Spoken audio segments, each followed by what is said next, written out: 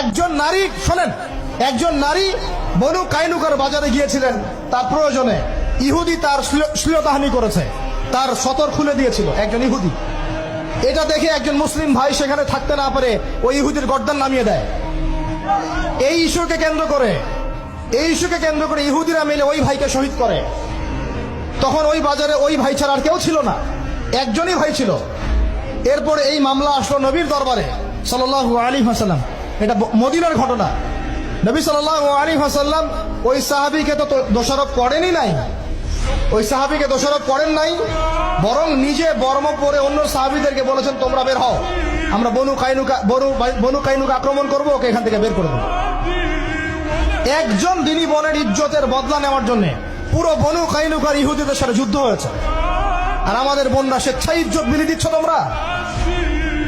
তোমরা হচ্ছে মাটির তলে চলে যাও, তোমাদের বেঁচে থাকাচ্ছে মাটির তলে চলে যাও। তোমরা নিজেরা স্বেচ্ছায় ইজ্জতের বিসর্জন দিচ্ছ।